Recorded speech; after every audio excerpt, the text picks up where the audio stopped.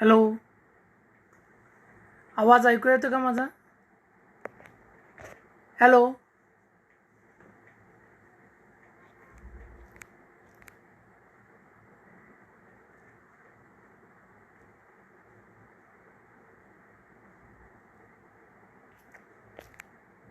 Hello,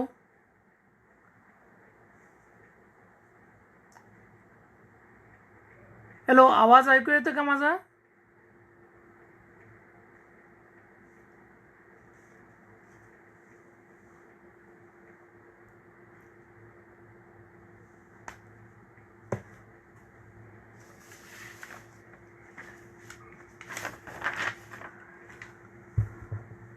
नमस्कार. मराठवाडा साहित्य परिषद शाखा परभणी यांच्या अक्षर भेट एक मुक्त संवाद या कार्यक्रमात मला आज आमंत्रित केल्याबद्दल मी मराठवाडा साहित्य परिषदेच्या परभणी शाखेच्या सर्व सदस्यांचे प्रथमतः आभार मानतो. आज विश्व हिंदी दिवस आहे आणि योगायोगानं आज हिंदीच नव्हे तर संपूर्ण वैश्विक साहित्यातील एक महत्त्वाचे कवी कबीर यांच्याबद्दल मुक्त संवाद साधण्यासाठी मी तुम्हासोबत आहे.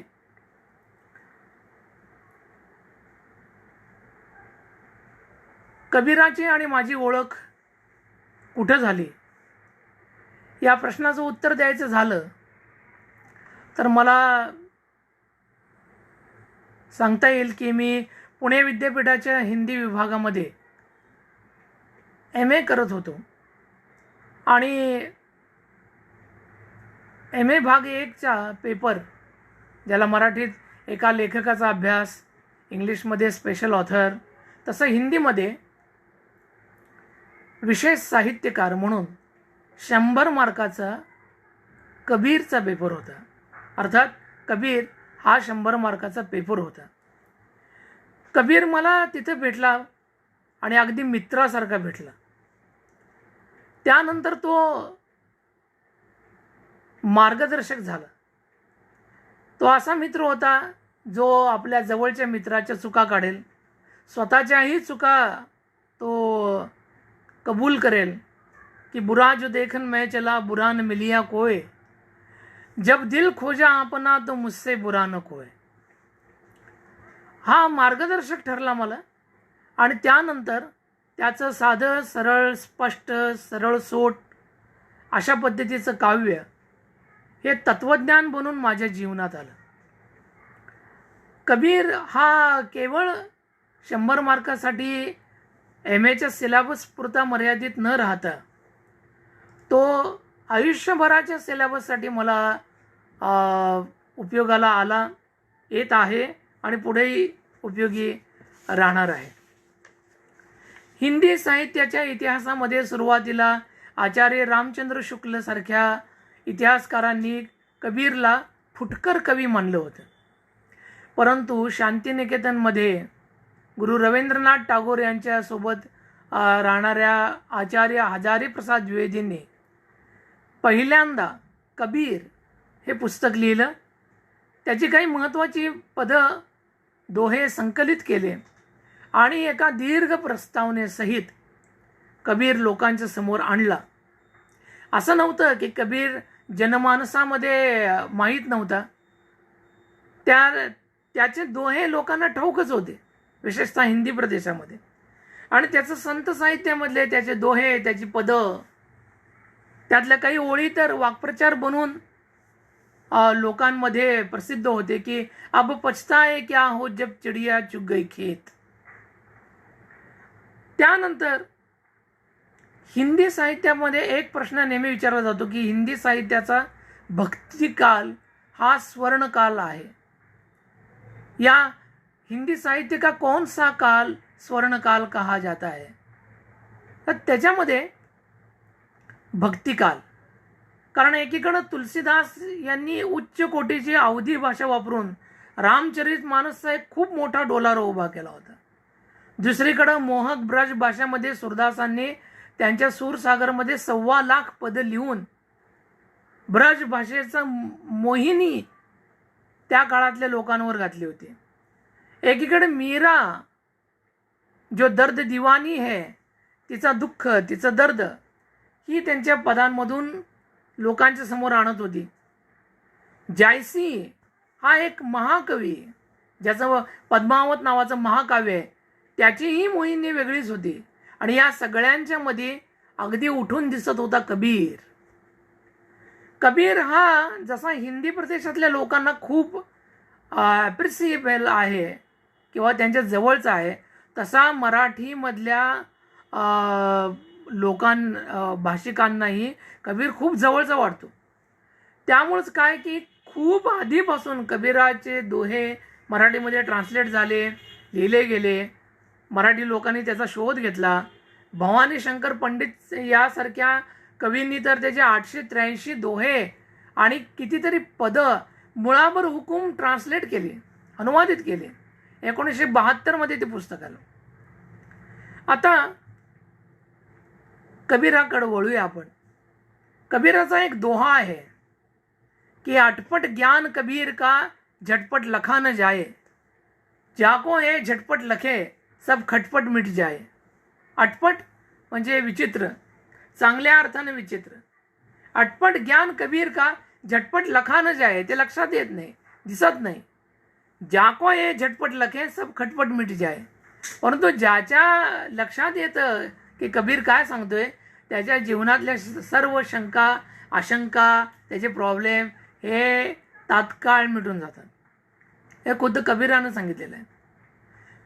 संपूर्ण भारताला, वेगवेगळ्या प्रदेशांना त्या काळामध्ये तारणारं देशी असं तत्व काही असेल तर संतांची वचनं. आणि हिंदीमध्ये या संबंधी एक दोहा लिहिला गेलेला आहे की आग लगी आकाश में भू पर गिरे अंगार, आग लगी आकाश में भू पर गिरे अंगार, संत न होते जगत में तो जल जाता संसार.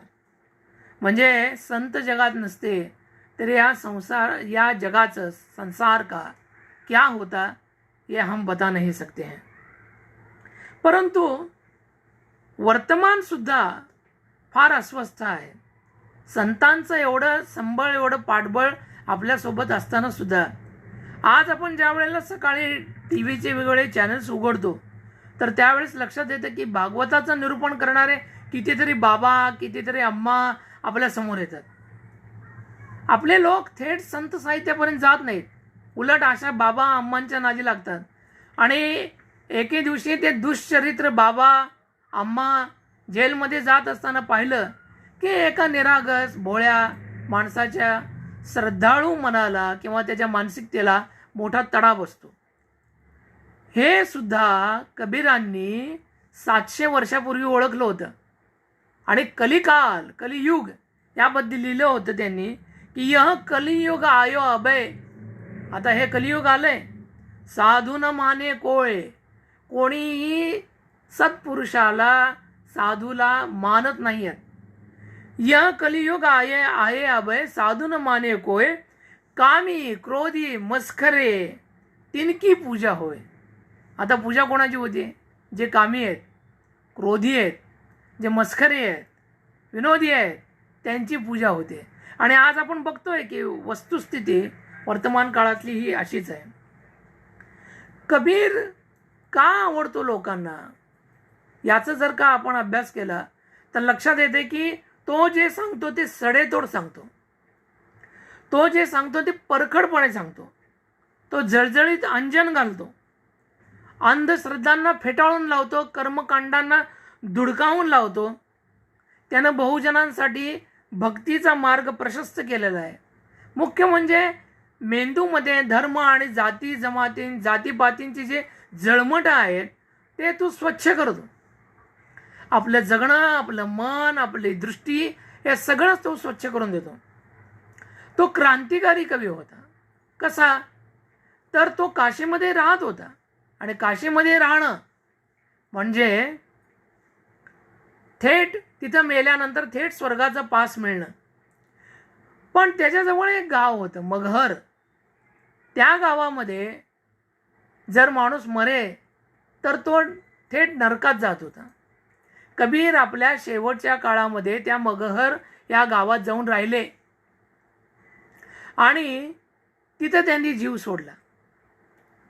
त्यानंतर हिंदू आणि मुसलमानांच्यात भांडणं झाली की यांचं दफन करायचं की दहन.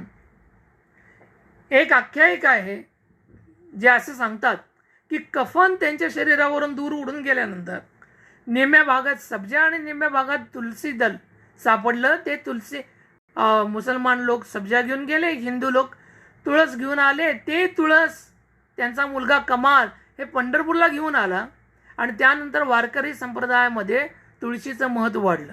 पंढरपुरामध्ये कबीर मठ आहे, तिथल्या माणसांनी मला हे सांगितलं. कबीराचा उद्देश काय होता? कबीर दोहे का सांगत होता? पद का सांगत होता? कारण का त्याचा उद्देश होता माणसाला 100% माणूस पाहणं आणि हिंदू आणि मुसलमान यांच्यामध्ये समन्वय घडवून आणणं. त्यासाठी त्याने लिहिलं का? त्यासाठी त्याने काय काय गोष्टींचा आधार घेतला? कबीर हा बहुज्ञ होता, बहुश्रुत होता, परंतु तो निरक्षर होता. त्याने लिहिलं होतं, मसी कागज छियो नाही, शाई कागद मला कधी शिवला नाही, कलम गयो नाही हात, हातात कधी पेन धरला नाही, लेखणी धरली नाही. मसी कागज छियो नाही, कलम गयो नाही हात, चारऊ जगत को महात्मा मुख ही बतायो बात. त्यानं मुखोद्गत कंठस्थपणे ते जे सांगितलं ते अवतरलं. मग त्यानं कुठल्या कुठल्या गोष्टीतल्या धर्मातल्या वेद उपनिषदातल्या गोष्टी घेतल्या असं आपण म्हणू नये. पण आपल्याला असं म्हणता येईल की त्याच्या साहित्यामध्ये काय काय आपल्याला दिसतं. तर त्याच्या साहित्यामध्ये दिसतं आपल्याला उपनिषदातला अद्वैतवाद, शंकराचार्यांचा ब्रह्मवाद आणि मायावाद, बौद्धांचा दुःखवाद, वैष्णवांचं भक्ती आणि प्रेम, सिद्ध आणि नाथपंथ्यांचा हठयोग, इस्लामाचा एकेश्वरवाद आणि सुफी पंथातला इश्क हकीकी म्हणजेच अलौकिक प्रेम. या सगळ्यांची गोळाबेरीज तयार झाल्यानंतर तयार होतो कबीर पंथ. कबीर धर्म असा धर्म नाही आहे, पण आपण मानू हा एका अर्थानं मनुष्य धर्म आहे. एक चांगला माणूस घडणं, मनुष्य म्हणून त्यानं जगणं, लोकांमध्ये राहणं हा कबीराचा हेतू उद्देश आहे. आता कबीराकडं पुढं जात असताना आपण त्याचं तत्वज्ञान थोडक्यात पाहूया की त्याचं ब्रह्म संबंधी त्याचे विचार काय होते, त्याचे जीव संबंधी विषय काय होते, त्याचे माया संबंधी विषय काय होता, विचार काय होता आणि जगत त्याच्या दृष्टीनं कसं होतं. त्याचा ब्रह्म हा निर्गुण होता.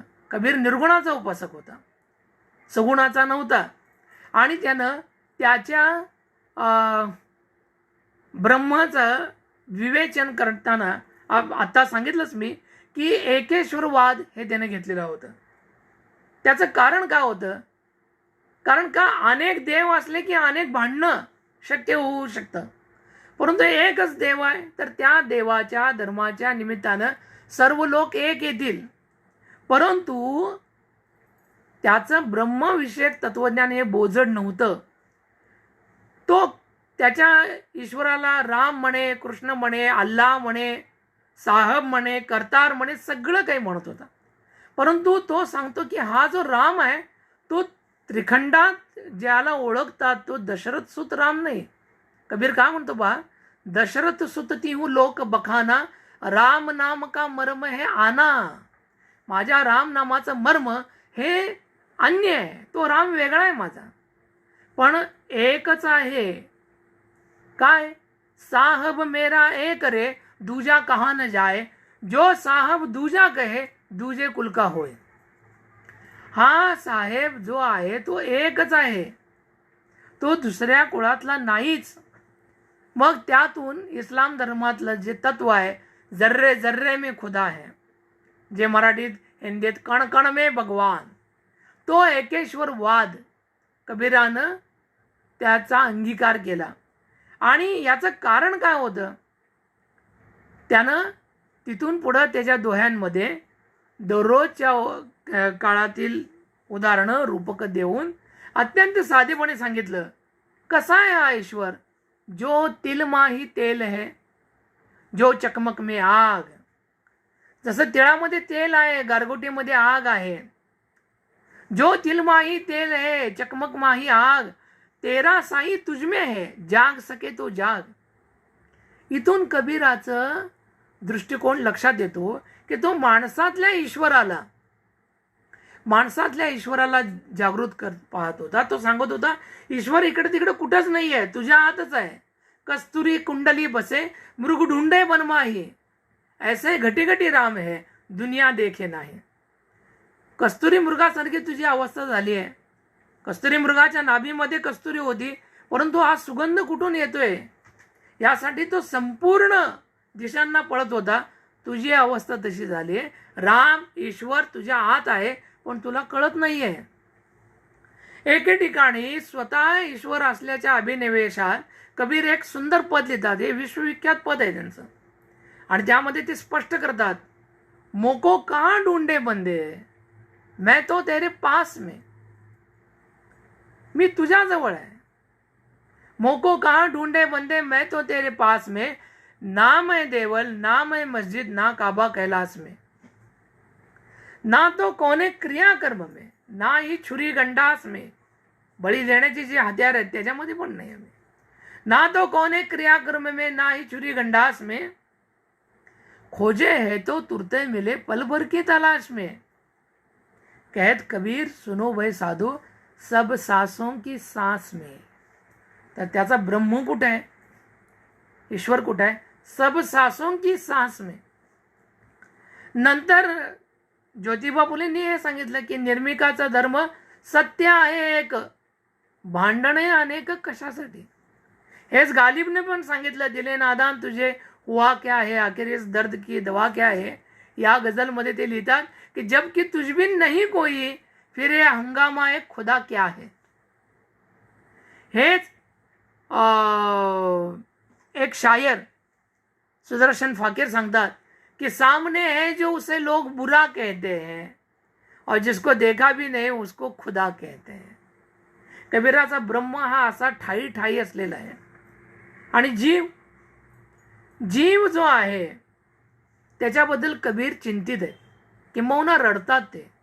सुखिया सब संसार है, खावे और सोए, दुखिया दास कबीर है, जागे और रोए. त्यांनी अद्वैतवादाचा आधार घेऊन या माणसांना सांगितलं की कसा आहे ईश्वर आणि कसे आहोत आपण. जल में कुंभ, कुंभ में जल है, बाहर भीतर पाणी. नदीमध्ये मातीचा कुंभ ठेवलाय, पाण्यानं भरलेला, आत पाणी आहे बाहेर पाणी आहे. पुढचं वाक्य फार महत्वाचं आहे. जल में कुंभ, कुंभ में जल है, बाहर भीतर पाणी, फूटा कुंभ जल जल ही समाना, यह तथ्य कथयो ज्ञानी आहे. तो घडा फुटला, त्यातलं पाणी नदीच्या पाण्यात मिसळलं, ते वेगळं करता येईल का, नाही. तसंच आत्मा हा देहातून सुटल्यानंतर परमात्म्यामध्ये विलीन होतं, अद्वैत आहे ते.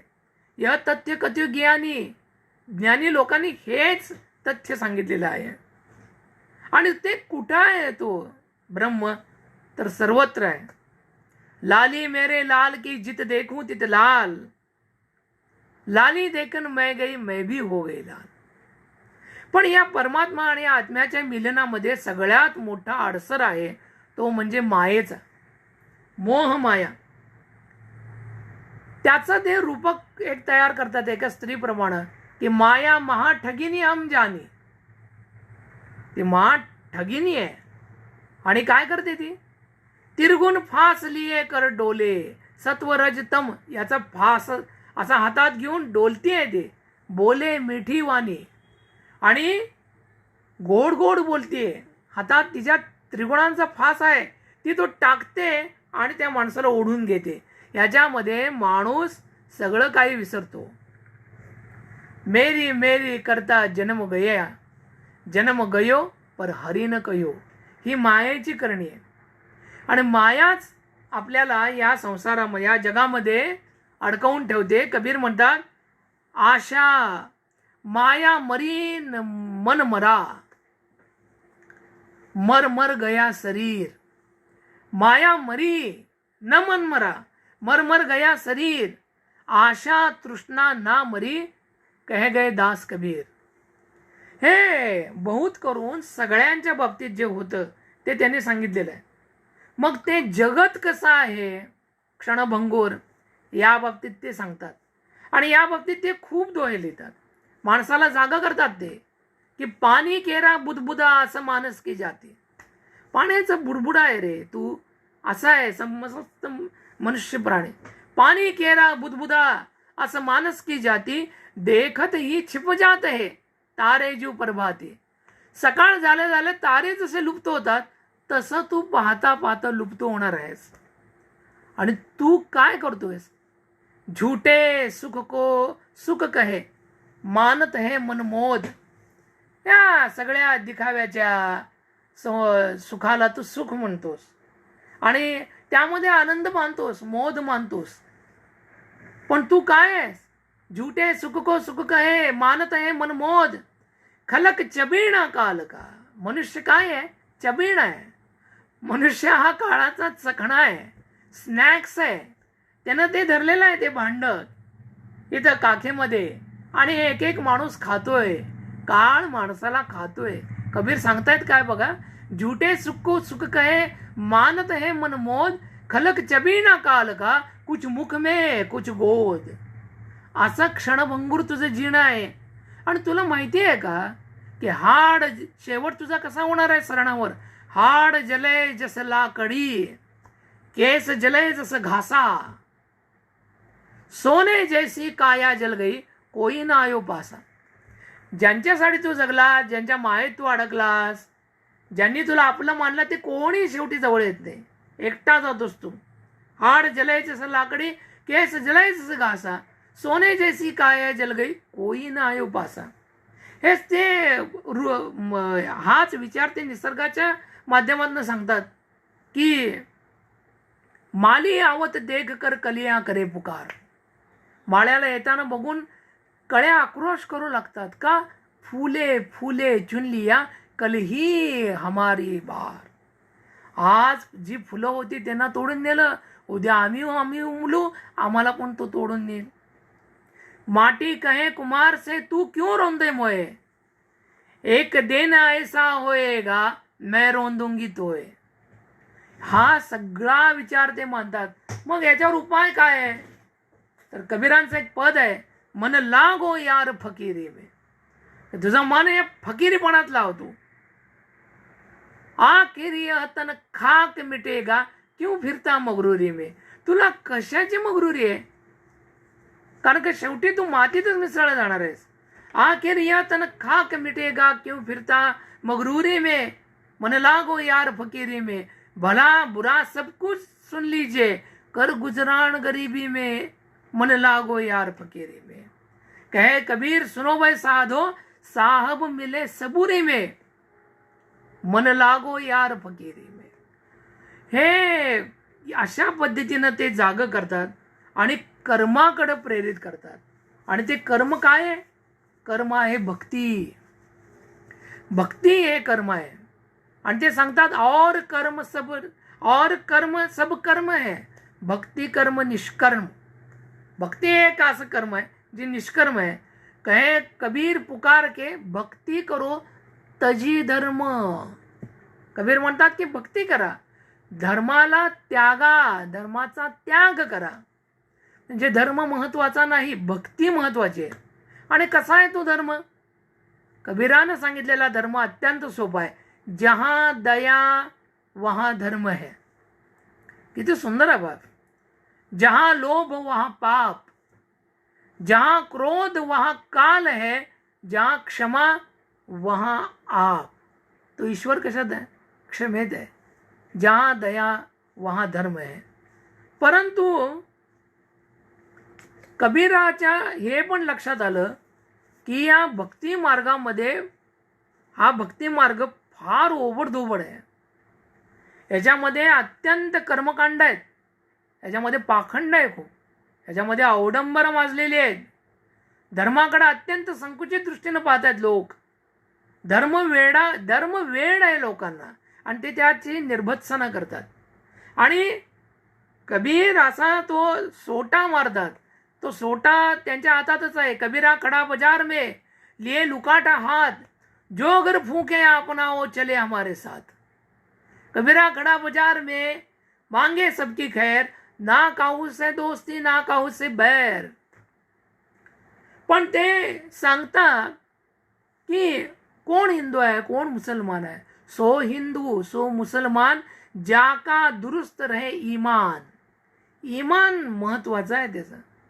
सो ब्राह्मण जो कथे ब्रह्म ज्ञान, काजी सो जो जाने रहमान. ब्राह्मण कोण आहे? ज्याला ब्रह्मज्ञान ठाऊक आहे. आणि मुसलमान कोण आहे? तो ज्याला रहमान पूर्णपणे माहीत आहे. मग याच्या आड ज्या गोष्टी येतात, पूजा, सेवा, व्रत, उपवास, कर्मकांड, वेगवेगळे सांगितलेले उपाय, याच्याबद्दल कबीर काय म्हणतो? पूजा, सेवा, नेम, व्रत सब गुडियन का खेळ. हे सगळे बावल्यांचे खेळ आहेत म्हणतो. लहान मुलं कसं खेळतात तसं. जब लग पिऊ परसू नाही तब लग संशय मिळेल. जोपर्यंत त्या ब्रह्मतत्वाची ओढ लागत नाही, वेळ लागत नाही, आस लागत नाही, तोपर्यंत हे सगळं संशय मेल आहे. हे सगळं झोलझाल आहे. याच्यामध्ये ईश्वर नाही. आणि मग ते जी काही कर्मकांड आहेत त्याच्यावर असे तुटून पडतात की आपण बघा, हा क्रांतिकारी हा कवी का आहे? कारण का त्यावेळेला मुघलांचं शासन होतं आणि काशीमध्ये हा राहत असून एकीकडे ब्राह्मणांचं आधिपत्य असून तो हिंदूंवर तुटून पडतो आणि मुसलमानांवर तुटून पडतो. हिंदी साहित्यामध्ये 2 लोक अत्यंत क्रांतिकारी आहेत. एक म्हणजे, आणि दोघेही काशीमध्ये राहिले आणि काशीमधल्या लोकांवरच त्यांनी आक्रमण केले. एक कबीर आणि दुसरा प्रेमचंद. ते यामुळं क्रांतिकारी आहेत. ते हिंदूंना म्हणतात की पंडित और मसालची दोनों सूझे नाही. ह्याचे धर्मोपदेशक आहेत पंडित आणि मशाल घेऊन पुढे जाणारा मसालची. या दोघांना काही कळत नाही. का? पंडित और मसालची दोनों सूझे नाही. आप अंधेरे में रहे औरन को करे चांदनी, आप अंधेरे माही. ते दोघंही बघा स्वतः अंधारात असतात आणि दुसऱ्यांना प्रकाश करतात. लोका सांगे ब्रह्मज्ञान, आपण मात्र कोरडा पाषाण. हे कबीराने त्यावेळेला सांगितलं होतं. मूर्ती पूजा कबीराला मान्य नव्हती. एकतर तो निर्गुणाला मानत होता. ते म्हणतात की पत्थर पूजे हरी मिले तो मैं पूजू पहाड.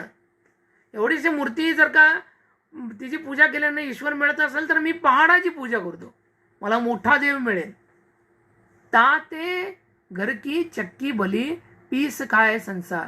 त्यापेक्षा घरातलं जातं चांगलं जे धान्य भरडून देतात त्याची पूजा करा. त्यांना कर्मकांडांमध्ये काहीच मान्य नव्हतं. मुंडन करणं मान्य नव्हतं. ते बघा काय सांगतात, मुंड मुंडाए हरी मिले तो सब कोई ले मुंडा आहे. बार बार के मुंडते भेडन वैकुंठ जाय. मुंडन केल्याने जर का देव भेटत असता तर सगळ्यात आधी देव त्या मेंढीला भेटायला पाहिजे होतं, जिच्या शरीरावरचं लोकर वारंवार काढली जाते. त्यांना छापा तिलक लावणं हेही आवडत नव्हतं.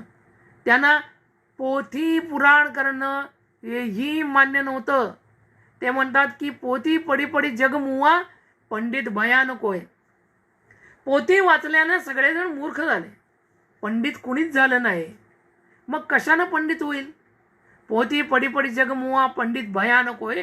ढाई आखर प्रेम का पडेसु पंडित होय. हिंदू मुसलमानांमध्ये समन्वय, माणसांमध्ये समन्वय साधण्याचं तत्व हे प्रेमच असू शकतं हे कबीरांनी कधीच ओळखलेलं होतं आणि ते त्याचाच उपदेश करतात. जन्म, उच्च कुल या संबंधी त्यांना काहीही कुठल्याही पद्धतीचं त्यांनी मानलेलं नव्हतं. ते म्हणतात की जो तू ब्राह्मण ब्राह्मण जाया और वाट से क्यों नहीं आया. तू जर ब्राह्मण म्हणतोस तर तू वेगळ्या वाटेने जन्माला यायला पाहिजे होतं, मुखातून, कानातून, डोळ्यातून. जिथून सगळे जन्माला येतात त्याच वाटेनं आईच्या गर्भातून तू का जन्माला आलास. आणि जो तू तुरक नहीं जाया भीतर खतना क्यों न कराया. याचे सुनता खतना तू करतोस ते आतच का नाही केलंस तू. या प्रश्नांना कबीराच्या उत्तर नाहीत. तो माळ सुद्धा जपू देत नाही. तो म्हणतो माला तो कर्म फिरे जीभ फिरे मुख माही. राम राम राम राम. माला तो कर्म फिरे जीभ फिरे मुख माही. मनुआ 10 दिशा फिरे. हे तो सुमिरन नाही, हे का स्मरण नाही, ही भक्ती नाही. उलट माळ त्याला म्हणते. माला कहे हे काठ की. ती लाकडाची माळ त्या माणसाला म्हणते तू क्यों फेरे मोये. तू का मला फिरवतोयस. मन का फेरी दे तुरंत मिला दू तू. हे तुझ्या मनाचा मणका फिरव पहिले, मग मी तुला तुरंत त्याच्याशी गाठ घालून देते, त्या परब्रह्माचे. हे हिंदूंवर त्यांनी केलेलं आक्रमण आहे. मुसलमानांच्या बद्दल पण तेच सांगतात. दिन को रोजा रखत है रात हनत है गाय. मांसाहाराच्या विरोधात आहेत कबीर एकदम. ते म्हणतात की बकरी पाती खाते है टाकी काढी खाल. तिचा दोष एवढाच आहे की ती पानं खाते. जे नर बकरी खाते है ताको कौन हवाल. त्यांचं काय करायला पाहिजे. दिन को रोजा रखते है रात हनत है गाय. यह तो खून वह बंदगी कैसी खुशी खुदा है. आणि ते म्हणतात की क्या तेरा साहब बहरा है. कांकड़ पत्थर जोड़ के मस्जिद लई बनाए ता चढ़ी मुल्ला बांग दे. क्या बहरा हुआ खुदा है. चींटी के पग नेबर बाजे वो भी साहब सुनता है. किती सूक्ष्म कल्पना आहे कबीरांची बघा. की मुंगीच्या पायामध्ये बांधलेल्या पैंजणातल्या घुंगराचा आवाज सुद्धा ईश्वराला ऐकू येतो, कारण का त्यानंच तिला निर्माण केलेले.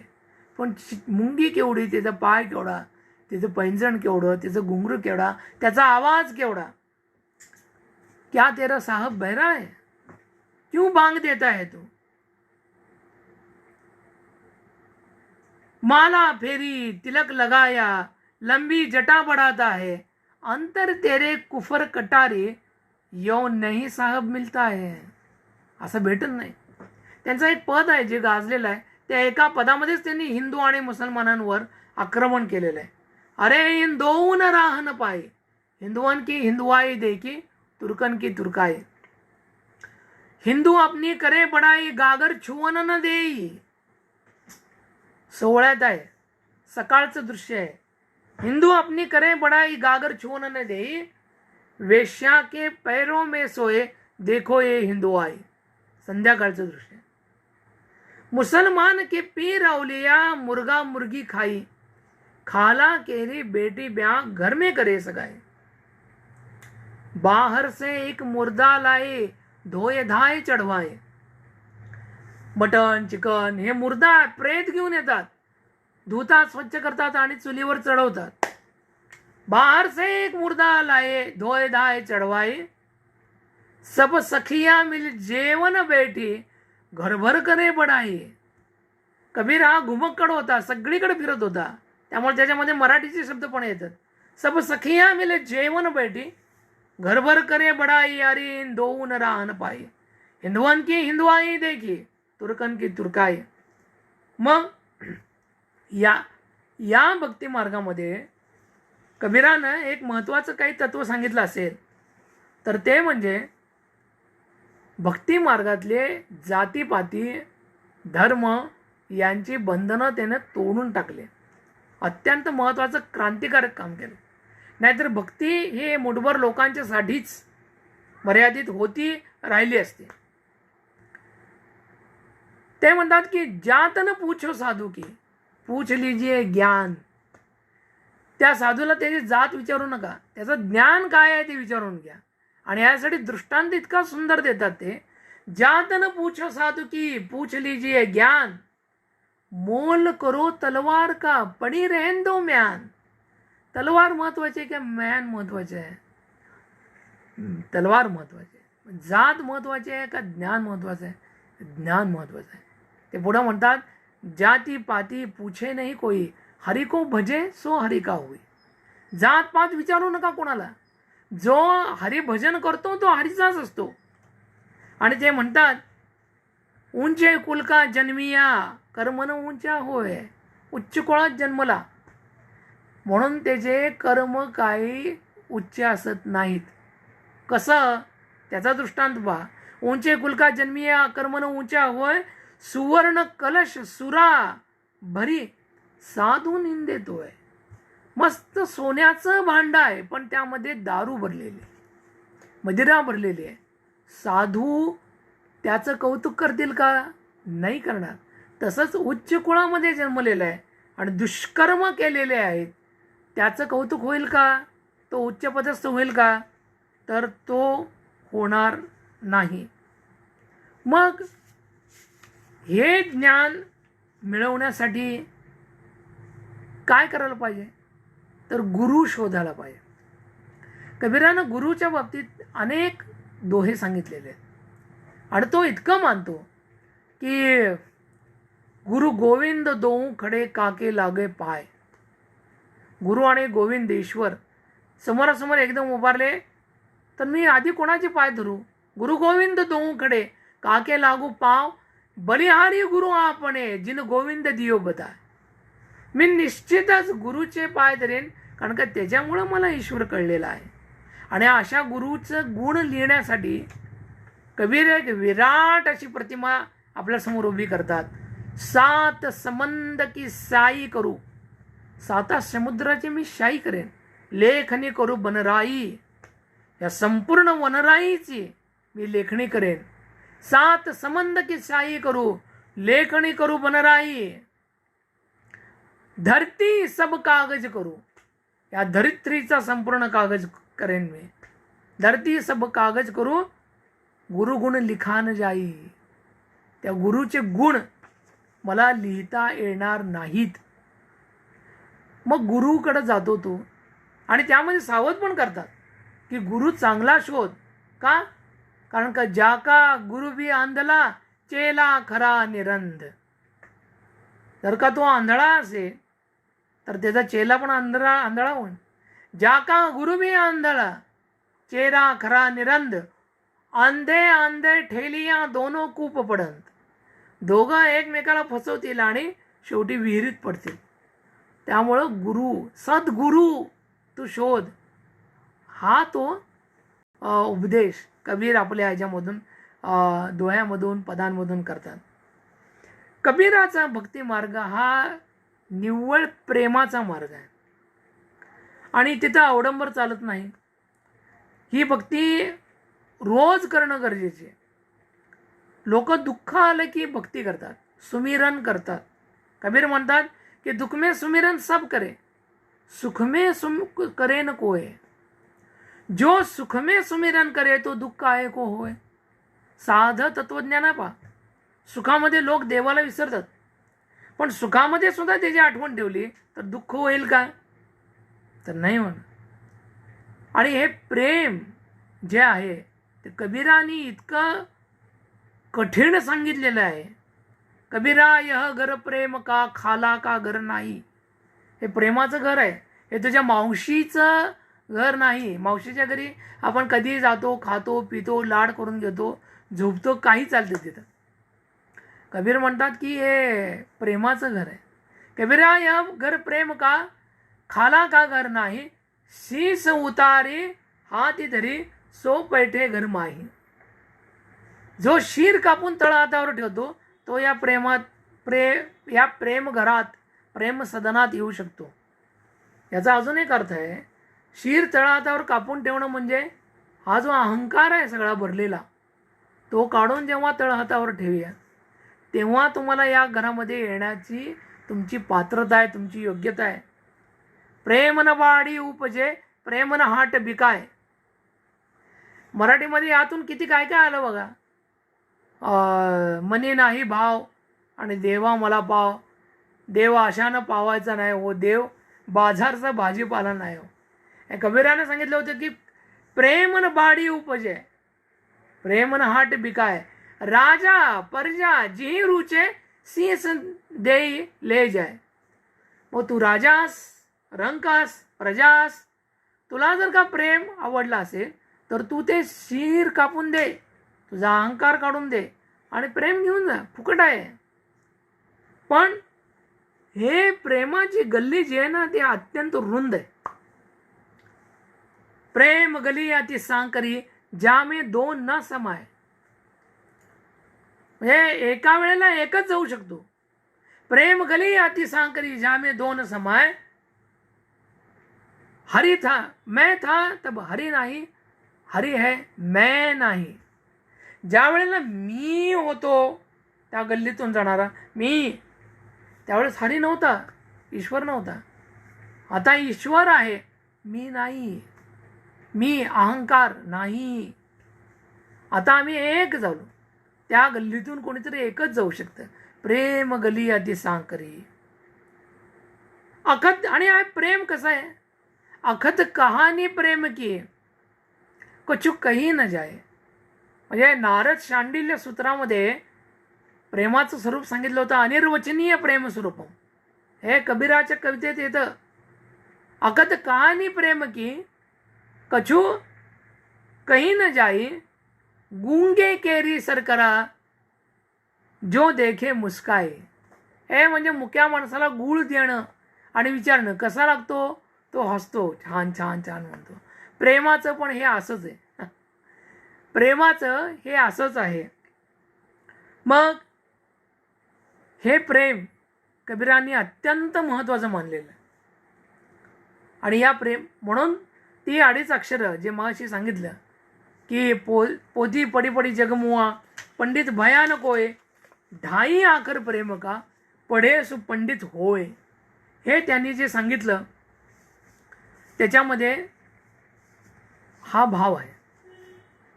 कबीर आत्तापर्यंत आपण बघितलं की ते तुटून पडतात आणि आक्रमण करतात. जे खोटं आहे, जे असत्य आहे त्याचं ताडण करतात. पण ज्या वेळेला त्यांना ईश्वराची आस लागते त्यांचं रूप विरहिणीचं बनतं. आणि विरहिणी रूपामधला कबीर जो आहे ना तो खूपच लोभस आहे. इथं त्याची भाषा मऊ होते आणि तो वाट पाहतोय त्या ईश्वराची, काय विरहिणी होऊन. आणि त्याला कोणी जर सांगितलं म्हणजे तो म्हणतो की त्याचं प्रेम पण असं जिद्दी आहे, हट्टी आहे. नैना अंतर्याव तू तो मैं लय नैन झपे हूँ. तू जर डोळ्यात आलास ना मी पापण्या झाकून घेईन. आणि काय करेन, नैना अंतर्याव तू तो मैं ले हूँ नैन झपे हूँ. ना मैं देखू और को ना तुझे देखन देहू. मीही कोणाला बघणार नाही आणि तुलाही कोणाला पाहू देणार नाही. आता तो प्रीतम दूर आहे, त्याला मी चिठ्ठी लिहू का, संदेश पाठवू का. तर कबीर म्हणतात प्रीतम को पतिया लिखूं जो को होय विदेश. तो जर परदेशात असेल तर मी त्याला चिठ्ठी लिहिली असते. मग प्रीतम को पतिया लिखूं जो कहूँ हो विदेश. तन में मन में नैन में ताको कहाँ संदेश. तन में मन में नैन में ताको कहाँ संदेश. तो सतत माझ्या सोबतच आहे. आणि कुणी त्याला जर सांगितलं की अरे ती पटोला घालून पटोला साडी नेसून त्याची वाट पाहते. मग कोणीतरी सांगते अरे पटोला नाही घातलेला आहे त्यानं कांबळी घातलेली आहे, घोंगडा आहे त्याच्या अंगावर. फाडी पटोला धज्ज करू कांबडीली पहनाव. ती स्वतःची पटोला साडी फाडते आणि स्वतः पण कांबळी नेसते. फाडी पटोला धज्ज करू कांबडीली पहनाव. जी जी भेषा हरी मिले ती ती वेश धराव. ज्या ज्या वेशात हरी आहे असं मला कळेल तो वेश मी अंगावर परिधान करेन. आणि इतकी व्याकुळ होते ती विरहिणी कबीराची. ती म्हणते की खडिया झाई पडी पंथ निहारी निहारी. आता माझ्या डोळ्यांना दिसायचं बंद झाले वाट पाहून पाहून. हा कडिया झाई पडी पंत निहारी निबारे, जी बडिया छाल्या पड्या राम पुकारी पुकारी. ही अशी त्याची विरहिणीचं रूप जे आहे ते आपल्याला दिसून येतं. या विरहिणीचं रूप खूप आधी बाबा शेख फरीदच्या पदांमध्ये आपल्याला पाहता येईल. ते खूप छान दोहा आहे, मला मोह आवरत नाही, सांगतो. ती विरहिणी म्हणते की कागा या सब तन खाइयो मेरा चुन चुन खायो मांस. कागा सब तन खाइयो मेरा चुन चुन खायो मांस, दो नैना मत खाइयो इन्हें पिया मिलन की आस. पण फक्त 2 डोळे खाऊ नको बाबा, कारण का मी अजून सुद्धा माझ्या प्रियकराची, माझ्या प्रीतमाची वाट पाहत आहे. आणि विरहिणीमध्ये विरहाचं हे विष येतं. काही ठुमऱ्यांमध्ये गायलं गेलेलं आहे की विष कुठं आहे? नाहर के मुख में बसे, सिंहाच्या दातात आहे. दंते बसे भुजंग, भुजंगाच्या दातात आहे. बिच्छी की पीछी बसे, विंचवाच्या मागच्या बाजूला आहे, नांगीत आहे. नाहर के मुख में बसे, सिंहाच्या मुखात आहे. नाहर के मुख में बसे दंते बसे भुजंग, बिच्छी की पीछी बसे और बिरहन के सब अंग.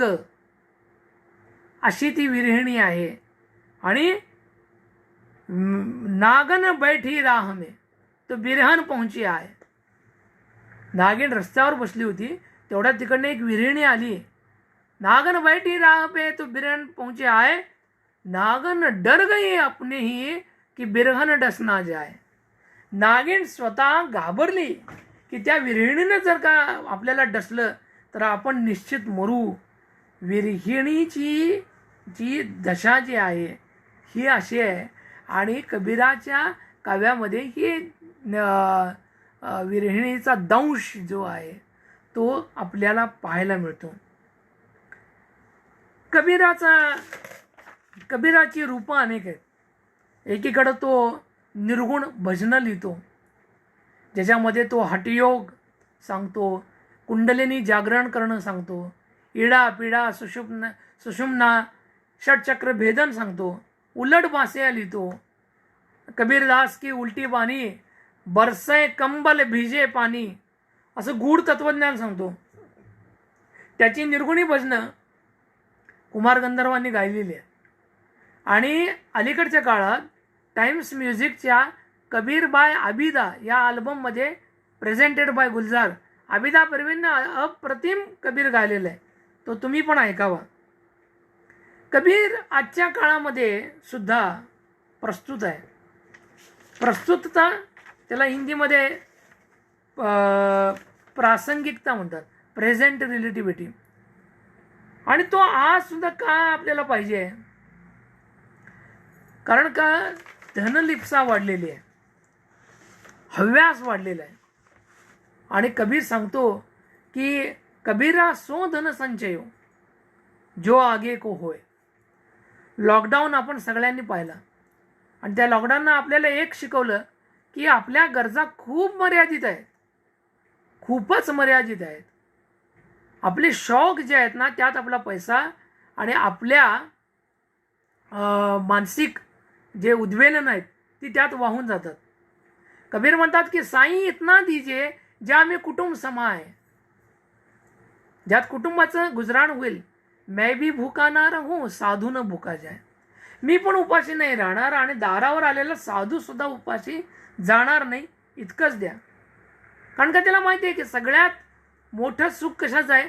मानसिक शांती, मनस्वास्थ्य, समाधान.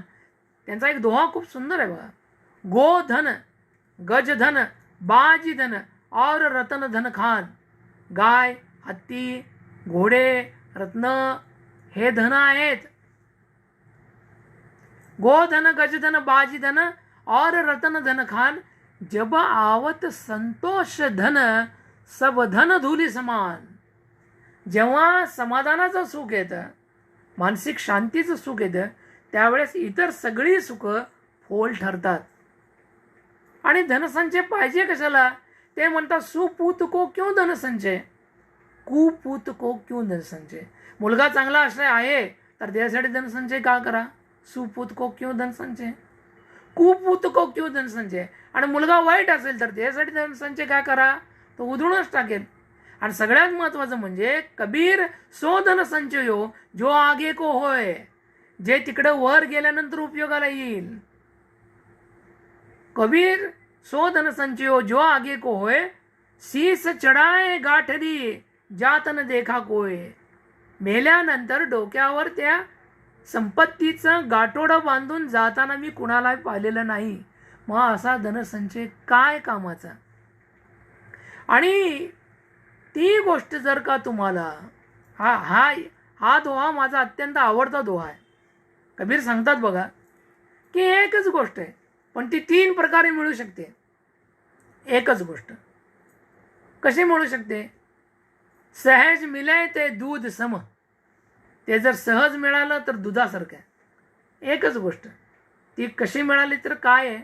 सहज मिले ते दूध सम, मांगे मिले ते पाणी. और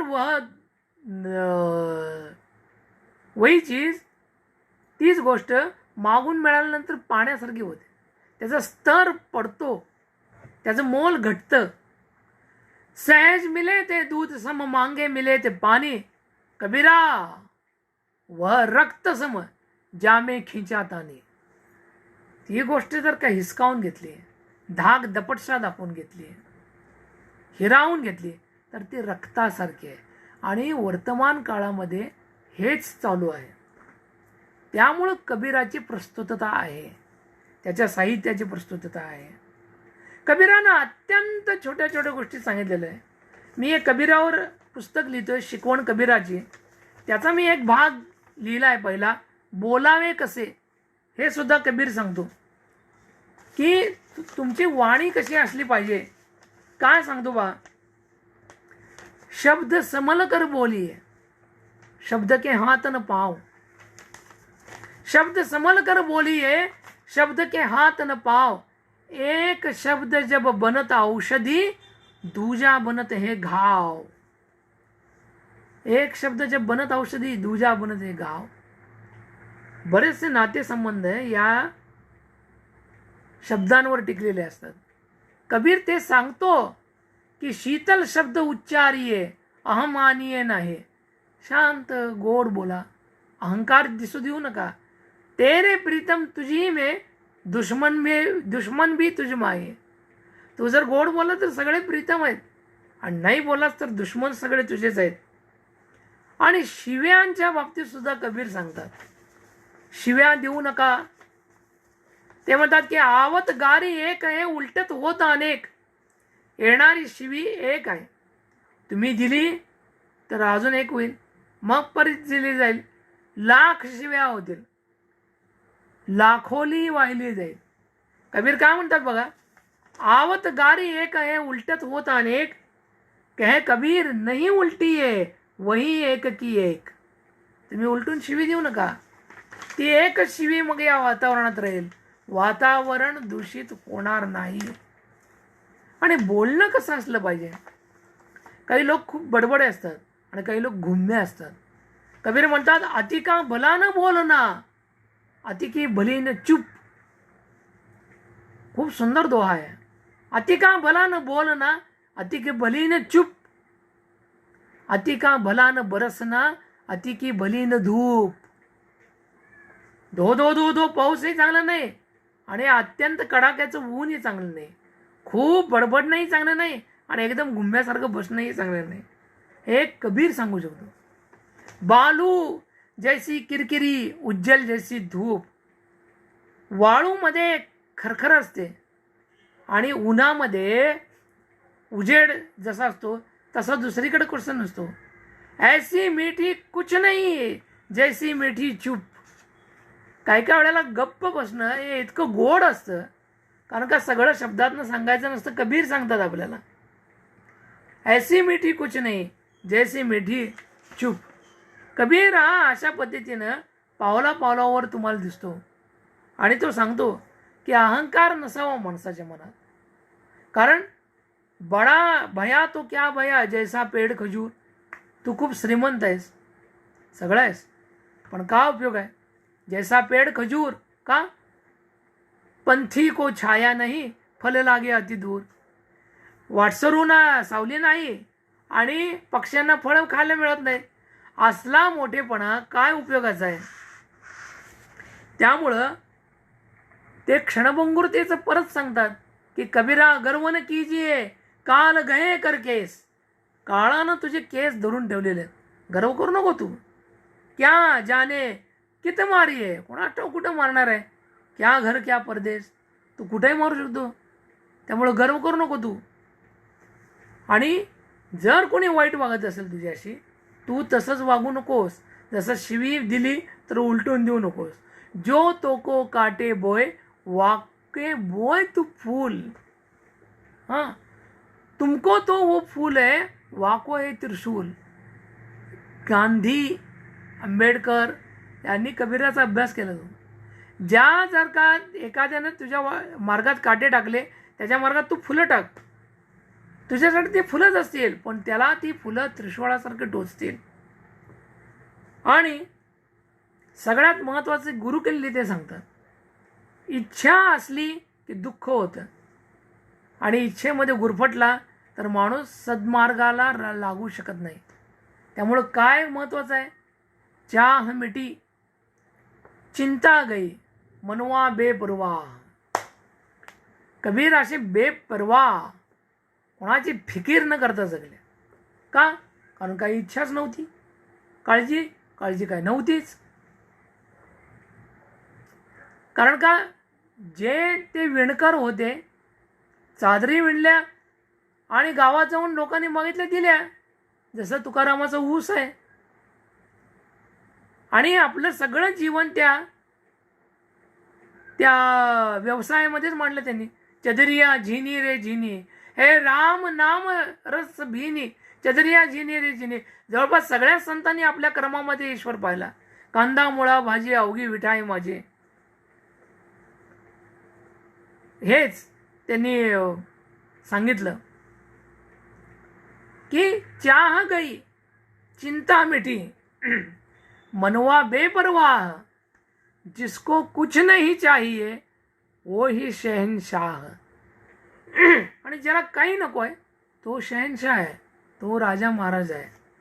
आणि कबीर हे शेवटपर्यंत अशा पद्धतीनं जगत राहिले. त्यांनी अपशकुनी मानल्या गेलेल्या मगहरमध्ये आपला जीव सोडला, लोकांच्या समोर आदर्श मांडला. हे कबीराचं साहित्य जे मला ज्याप्रमाणे दिसलं ते मी तुमच्यासमोर मी मांडलेलं आहे. खरं सांगू का, की मी जितकं सांगितलं त्याच्यापेक्षा खूप मोठं कबीराचं साहित्य आहे. खूप काही राहून जात आहे. मी त्याचा जन्म, दंतकथा हे वगैरे काही सांगितलं नाही तुम्हाला. कारण का, बहुत संतांचं हे पूर्व जे इतिहास असतो, जन्म वगैरे, तो दंतकथानेच भरलेला असतो. मी मंगळवेढ्यात जन्मलेला आहे आणि आंबा चोखल्यामुळं जन्माला म्हणून चोखामेळा झाला, ही दंतकथासुद्धा मी ऐकलेली आहे. पण त्यांनी काय लिहिलं आणि त्यांनी काय जगाला दिलं हे महत्त्वाचं असतं. त्यामुळे मी थेट कबीराकडे वळलो. कबीरानं सांगितलेला दोहा पुन्हा मी एकदा सांगतो की आटपट ज्ञान कबीर का झटपट लखा न जाए, झाको ये झटपट लखे सब खटपट मिट जाए. या माझ्या तुमच्यासोबत साधलेल्या मुक्त संवादामुळं कोणाला जर का कबीर अजून वाचण्याची इच्छा झाली आणि अजून समजून घेण्याची इच्छा झाली तर मी म्हणेन की मी जे बोललो, संवाद साधला तुमचा, तो सार्थकी लागेल. मला मराठवाडा साहित्य परिषद शाखा परभणी यांनी या अक्षर भेटीमध्ये कबीराच्या बाबतीत मुक्त संवाद साधण्याची संधी दिली, त्याबद्दल मी सर्वांचे मनपूर्वक आभार मानतो. आणि जे उपस्थित राहिले, ज्यांनी हे विवेचन ऐकलं आणि त्याचं कौतुक केलं आणि त्याच्या प्रतिक्रिया दिल्या, त्यामुळं मी त्यांचे आभार मानतो. धन्यवाद.